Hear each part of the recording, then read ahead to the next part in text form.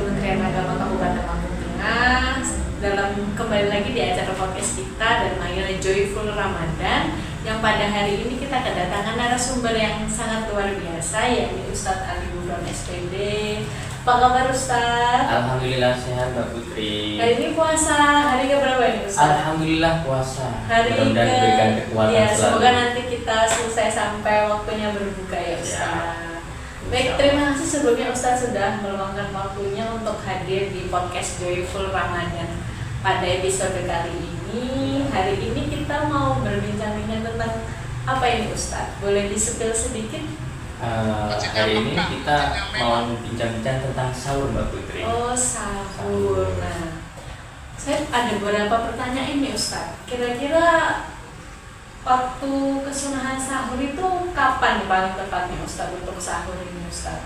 Ya, baiklah sebelumnya Assalamualaikum warahmatullahi wabarakatuh. Saya Ali Gufron. Tadi sudah dikenalkan oleh moderator kita Mbak Putri. Berbicara tentang Ramadan, maka kita juga bicara tentang sahur.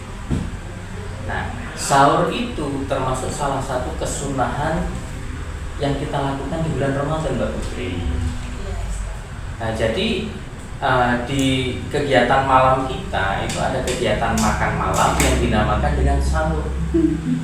Apakah setiap makan malam dinamakan sahur? Juga tidak, karena memiliki aturan-aturan tertentu. Nah, contohnya kita setelah sholat tarawih nih, habis sholat isya tarawih, kemudian kita makan. Apakah itu dinamakan sahur? Tidak dikatakan sahur, karena ada waktunya tersendiri. Kira-kira nih Ustadz, kalau misalkan kita takut bangunnya kesiangan gitu Ustadz, terus sebelum tidur nih kan misal pulang terawih kan sekitar jam 9-an ya Ustadz, terus langsung makan, terus kita tidur supaya nanti takut kalau misalkan nanti malam itu udah termasuk sahur belum Ustadz? Ya, pokoknya gini Mbak Putri ya. Jadi sahur, dikatakan sahur itu kan dimulai mulai tengah malam. Jadi mulai tengah malam itu baru dikatakan sahur.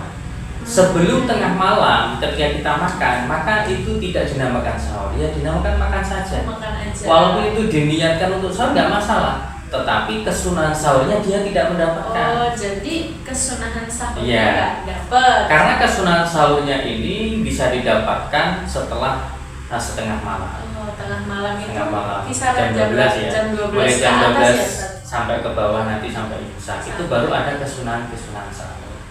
Nah, dan itu kita lakukan yang lebih afdol untuk sahur itu mengakhirkan, diakhirkan sampai mendekati subuh. Nah, atau yang kita kenal di lingkungan kita biasanya ada imsak ya, pengumuman imsak. Nah, imsak itu apa toh? Imsak itu maksudnya mengakhirkan sahur ke waktu subuh, kira-kira kita membaca 50 ayat suci Al-Quran. Ya, 50 ayat suci Al-Quran. Nah, itu imsak ke subuh. Nah, disitulah kita mengakhirkan sahur kita, membatasi sahur kita supaya tidak kebablasan ya. Jadi walaupun misal kita kan kebanyakan bisa orang misal kita kebangun jam 1 gitu kan mau sahur. Ada juga beberapa orang belum waktunya, padahal udah. Oh, jadi kalau udah lewat tengah malam walaupun jam 1 itu sudah terbilang sahur ya? Sahur.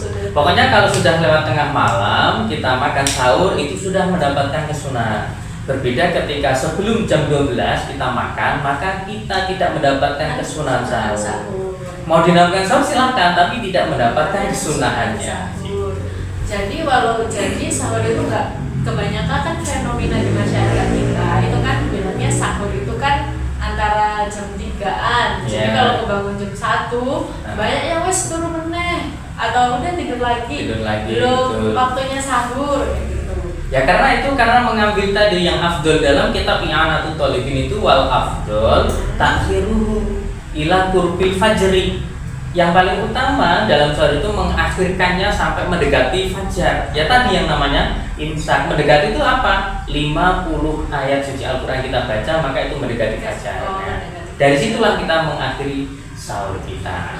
Oh ya Ustadz, ini ada pertanyaan lagi, yakni tentang aku sahur, bangun sahur, tapi nggak makan, apakah dapat pahala? Kan kebanyakan kalau misalkan dibangun sahur itu nggak apa ya, nggak buat makan itu nggak enak ya Ustaz. Kalau biasa bilang nggak kolu, nah itu tapi dia ikut bangun, apakah mendapatkan pahala sahur atau enggak itu Ustaz? Kalau cuma bangun, duduk nemenin sahur gitu, tapi nggak makan atau nggak minum.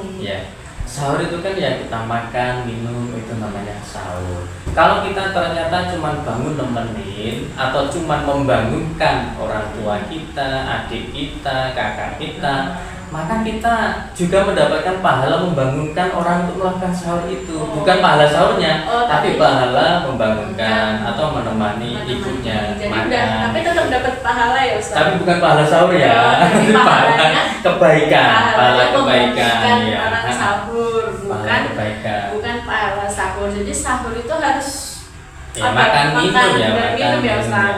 Harus makan dan minum. Jadi Terus, pahalanya pahala melakukan kebaikan karena ada seseorang yang melakukan sahur. jadi pahalanya saya tegaskan lagi ya Ustaz. Jadi pahalanya bukan pahala sahur sobat religi, Ya. tapi pahalanya adalah pahala menebar kebaikan seperti membangunkan dan menemani sahur. Betul. Baik Ustaz, di dalam sahur itu sendiri kita ada ini nggak Ustaz, apa yang perlu dibaca atau amalan apa yang bisa kita lakukan saat sahur? Mungkin ada doa-doa waktu mustajab tertentu.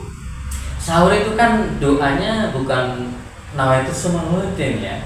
Sahur itu ada doanya sendiri. Nawaitu tasahartu sunatan lillahi ta'ala. Saya niat sahur sunnah karena Allah. Jadi bukan nawaitu sumamuddin. Nawaitu sumamuddin itu kan niat. Karena memang niat puasa itu kan memang harus dimalamkan, harus berada di waktu malam sebelum imsak. Tapi kalau sahur itu niatnya ya nawaitu tasahartu sunatan lillahi ta'ala. Saya berniat makan sahur sunnah karena Allah Subhanahu wa ta'ala. Begitu Mbak Putri. Tapi kalau misalkan lupa baca apa tadi sahur tadi pakai doa makan gimana Ustaz? Kan Ya, boleh aja tetap sama boleh. dia doa makan. Terus pas saat niat mau puasa itu dibaca setelah makan sahur gimana Ustaz? Makan? Gak apa-apa. Pokoknya niat puasa ini kan tema dan bab lain ya tentang niat puasa. Niat puasa itu kan wajib bermalam. Artinya sebelum imsak. Itu kapanpun, setelah tarawih misalkan, atau mau sahur atau setelah sahur. Yang penting belum fajar. Yang penting belum fajar, maka itu namanya tabyidun niat atau memalamkan niat. Itu wajib bagi kita yang penganut mazhab Imam Syafi'i. Jadi niatnya harus di malam hari. Baik, terima kasih Ustadz atas ilmunya yang sangat luar biasa, pengetahuan baru juga buat saya ini. Jadi kita itu di masyarakat tuh tidak menemukan yang cuma katanya ya Ustadz. Nah, hari ini kita diperjelas oleh Ustadz Ali Gufron SPD selaku penyuluh P3K Kementerian Agama Kabupaten Lampung Tengah. Saya akan rangkum sedikit tentang kesunahan sahur ya. Ini dilakukan di waktu tengah malam. Jadi bukan hanya jam 3 Sobat Religi, tapi bisa dilakukan mulai dari tengah malam. Jadi kalau misalkan kalian kebangunnya nggak jam 3 atau jam 4 atau misalnya jam 1, yang penting sudah lewat tengah malam ya Ustaz, bisa melakukan sahur. Jadi tidak lagi terpaku dalam harus jam 3 ya Ustaz. Karena fenomena di masyarakat kita itu kalau belum jam 3 namanya belum sahur Ustaz. Karena memang afdolnya di akhir itu tadi. Jadi mungkin ngambil itu semua. Jadi mengambil waktu di akhir, tapi ketika nanti misal takut bangkong atau kesiangan boleh dilakukan ketika bangun ya Ustaz. Yang penting sudah lewat tengah malam. Baik, sekali lagi terima kasih ilmunya yang sangat luar biasa Ustaz Ali Gufron SPD. Semoga sobat religi semua mendengarkan dan bisa mengambil pelajaran dari podcast kali ini ya Ustaz, menambah wawasan. Semoga podcast kita pada hari ini dapat mendapatkan ilmu yang amaliyah dan amal yang ilmiah. Saya akhiri, nun wal qulami wa ma yaskurun fastabiqu khairat barakallahu fiikum. Wassalamualaikum.